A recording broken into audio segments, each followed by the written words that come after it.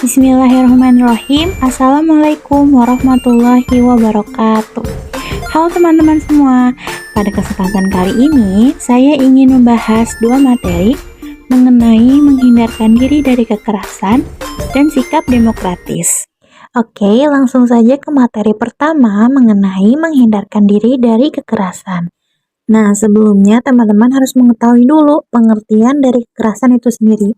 Nah, kekerasan merupakan sikap yang tidak layak yang menyebabkan kerugian ataupun bahaya secara raga, psikologis, ataupun finansial, baik dirasakan seseorang maupun kelompok. Jadi, misalkan contoh, kekerasan mengenai bullying.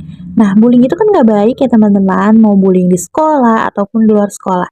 Jadi, bullying merupakan tindak kekerasan.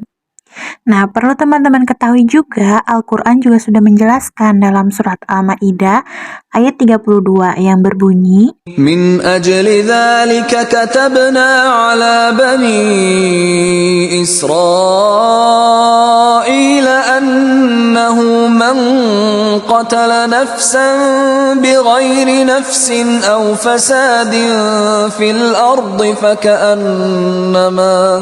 فكأنما قتل الناس جميعا ومن أحياها فكأنما أحيا الناس جميعا ولقد جاءتهم رسلنا بالبينات ثم إن كثيرا منهم بعد ذلك في الأرض لمسرفون.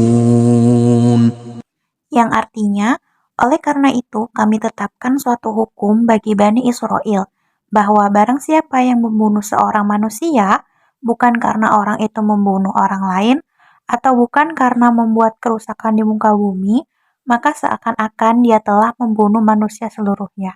Dan barang siapa yang memelihara kehidupan seorang manusia, maka seolah-olah dia telah memelihara kehidupan manusia semuanya. Dan sesungguhnya telah datang kepada mereka rasul-rasul kami dengan membawa keterangan-keterangan yang jelas. Kemudian banyak di antara mereka sesudah itu sungguh-sungguh melampaui batas dalam berbuat kerusakan di muka bumi. Quran Surat Al-Ma'idah ayat 32. Nah teman-teman, jadi Quran Surat Al-Ma'idah ayat 32 ini menjelaskan tentang bagaimana mencegah kehidupan dan menghindarkan diri dari tindak kekerasan, dan menjelaskan bahwa membunuh seseorang manusia tanpa sebab-sebab yang dibenarkan adalah sebuah dosa yang besar, dan sama seperti membunuh manusia seluruhnya. Sebaliknya, memelihara nyawa manusia akan menghasilkan pahala besar, dan seakan-akan memelihara kehidupan manusia seluruhnya. Nah, selanjutnya kita bahas beberapa hukum tajwid yang ada di surat Al-Ma'idah ayat 32. Nah, ada nomor 1, min ajli, nun mati bertemu alif, hukumnya idhar, dibaca jelas. Lalu ada nomor 4, kata be'na, di ba-nya ada pantulan. Nah, itu berarti qalqalah.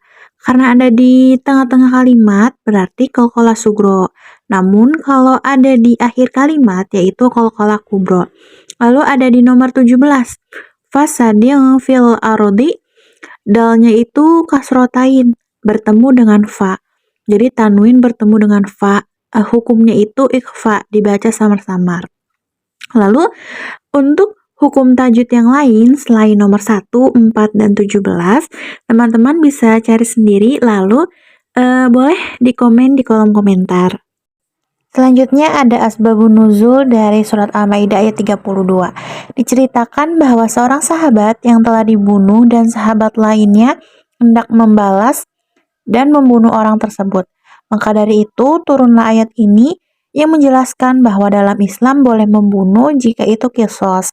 Akan tetapi jika bukan qisas, sama halnya dengan membunuh semua manusia. Lalu ada tafsir surat Al-Ma'idah ayat 32. Terkait konteks ayat tersebut, para mufasir beragam pendapat. Ibnu Katsir, Al-Qurtubi, dan Quraisy Shihab misalnya. Konteks ayat ini berbicara tentang pembunuhan yang dilakukan Qabil atas Habil. Mufasir yang lain, Wahbah Az-Zuhaili, lebih condong bahwa ayat ini ditujukan kepada Bani Israel. Nah, mungkin pemaparan dari materi pertama dicukupkan. Jadi kesimpulannya, tindakan kekerasan termasuk perbuatan zolim yang termasuk dosa besar yang tidak boleh dilakukan oleh seorang muslim. Kezoliman yang dilakukan seorang akan menjadi salah satu penghalang dirinya mendapat kasih sayang Allah pada hari kiamat nanti. Baik, kita lanjut ke materi kedua mengenai sikap demokratis. Nah, teman-teman, pengertian dari demokrasi sendiri itu merupakan sistem pemerintahan yang berasal dari rakyat, baik itu secara langsung maupun perwakilan. Nah, demokrasi juga dapat diartikan berupa suatu sistem yang kita ketahui serta miliki keterkaitan dengan kekuasaan dan bagaimana caranya untuk mengelola kekuasaan tersebut. Nah, teman-teman, perlu diketahui bahwa di Indonesia sendiri, demokrasi memiliki kedudukan yang sangat krusial atau peranan yang sangat penting, dikarenakan demokrasi dijadikan sebagai salah satu cara untuk mencapai sebuah tujuan. Nah, tujuan bangsa Indonesia ini ialah yang sesuai dengan pembukaan Undang-Undang Dasar 1945 dalam alinea yang keempat. Nah, teman-teman, demokrasi juga merupakan salah satu ajaran yang terdapat di dalam Al-Quran. Maka dari itu, Al-Quran memiliki misi utama dalam kehidupan bermasyarakat, yaitu untuk menegakkan prinsip persamaan serta mengikis habis segala bentuk fanatisme suatu golongan maupun suatu kelompok.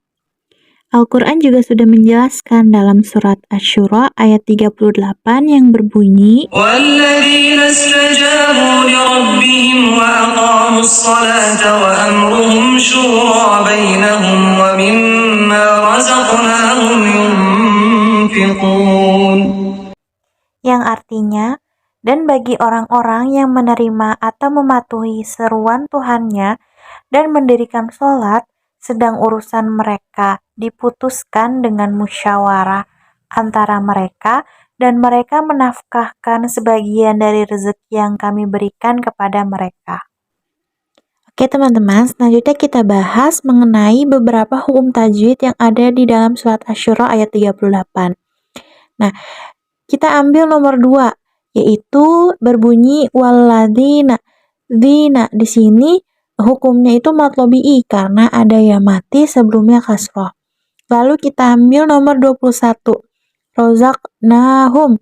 Zak di sini mantul. Jadi qalqalah karena ada di tengah, maka qalqalah sugro. Lalu ada nomor 24. Yungfiqun, itu ada nun mati bertemu dengan fa. Dibaca sama-samar, hukum tajwidnya ikhfa. Lalu selanjutnya, teman-teman bisa cari sendiri, selain dari nomor 2, 21, dan 24. Nanti teman-teman bisa komen di kolom komentar ya. Baik, selanjutnya ada asbabun nuzul dari surat Asy-Syura ayat 38. Nah, ayat ini diturunkan sebagai bentuk pujian kepada golongan muslimin Madinah atau juga akrab disebut dengan kaum Ansor yang bersedia membela Nabi Muhammad SAW. Nah, selain itu juga menyepakati hal tersebut melalui musyawarah yang mereka laksanakan di rumah Abu Ayyub Al-Ansori. Walaupun kitab ayat ini memiliki sifat yang khusus, akan tetapi pesan inti ayat ini berlaku untuk keseluruhan. Lalu ada tafsir dari surat Asy-Syura ayat 38. Nah, ayat ini menerangkan bahwa orang-orang yang menyambut baik panggilan Allah kepada agamanya seperti mengesahkan dan menyucikan zatnya, mendirikan sholat fardu pada waktunya dengan sempurna untuk membersihkan hati dari iktikat batil dan menjauhkan diri dari perbuatan mungkar, selalu bermusyawarah untuk menentukan sikap dalam menghadapi hal-hal yang pelik dan penting, maka semuanya akan mendapatkan kesenangan yang kekal di akhirat nanti. Nah teman-teman, jadi itu dia materi yang kedua yang bisa saya paparkan. Jadi dapat ditarik kesimpulan bahwa suatu pemahaman mengenai nilai-nilai demokrasi antara lain yaitu sebuah urusan yang dihadapi oleh kelompok Islam harus dilakukan dan segera diselesaikan menggunakan jalur musyawarah. Nah, jalur ini dipandang lebih adil dan Yang terpenting juga tidak akan menimbulkan prasangka yang buruk, sebab dalam musyawarah diberi kebebasan masing-masing untuk mengemukakan hak dan pendapatnya. Baik teman-teman, mungkin itu saja yang dapat saya paparkan mengenai dua materi tadi. Mungkin jika ada teman-teman yang memiliki pengetahuan lebih, boleh komen di kolom komentar ya. Kurang lebihnya saya mohon maaf. Wassalamualaikum warahmatullahi wabarakatuh.